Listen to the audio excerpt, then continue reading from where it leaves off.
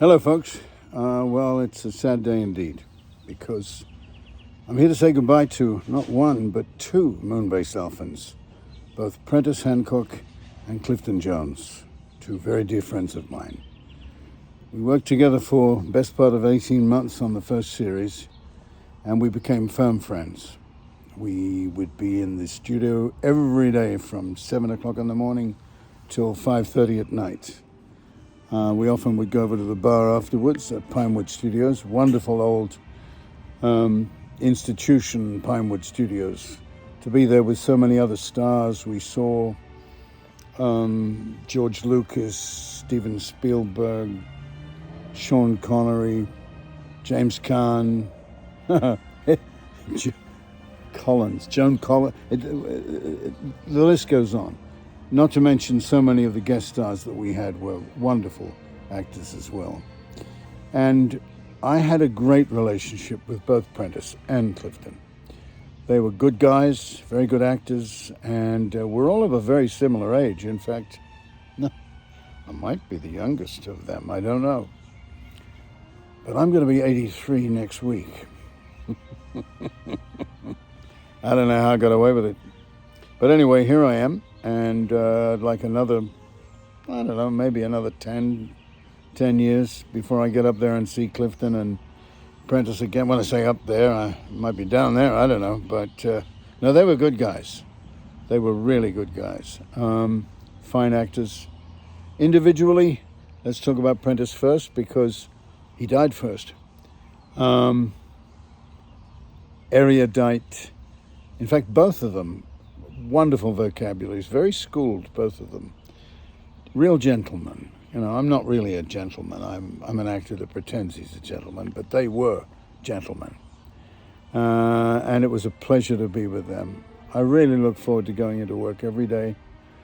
It was marvelous because Martin and Barbara treated us well. And Martin and Barbara had vast experience of film and television.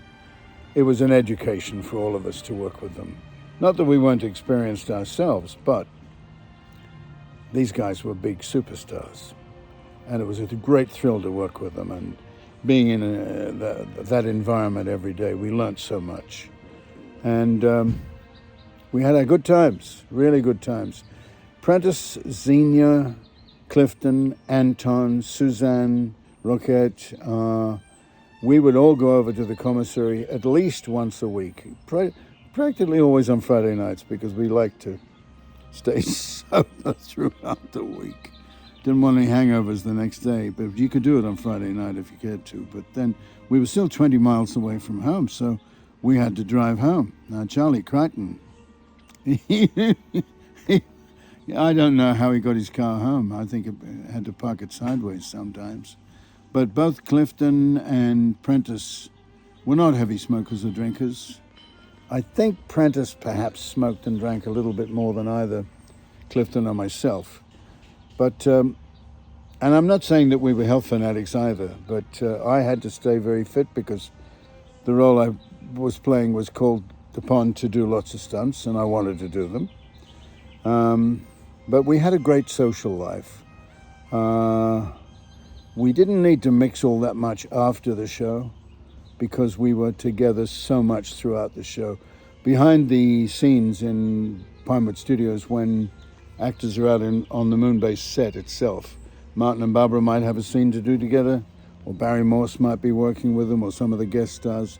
The rest of us were there 5 days a week from 7 o'clock in the morning till 5:30 at night, or 5:20 actually, when the bell would ring, and that's the time the British unions would shut us down. I don't want to make this too long, other than to say my memories of both Prentis and Clifton were joyous. I'm so sorry and aggravated and annoyed that they weren't in the second series. It was a big mistake by Mr. Fred. Can't say his name. Anyway, the boys know how I felt about him. I just want to tell you a little bit about my relationship with Clifton. He and I went to the south of France together, like a gay couple, except we weren't. He and I both voiced the opinion that we'd like to go to the south of France. He said, you know, I've got a favorite place. I said, where is it? He said, Antibes. You probably don't know it. I said, I love Antibes. What are you talking about? I've been there many times. I went to Antibes a lot because I had a friend whose father was extremely wealthy and had a penthouse in Antibes. So they would go every summer, and sometimes I would go visit. And they had a wonderful yacht, not a yacht, but a motor cruiser. And when I went there with Clifton, I introduced him to them, and we all went out on the motor cruiser together. I had a great time with Clifton. He was a real gentleman. He was so classy.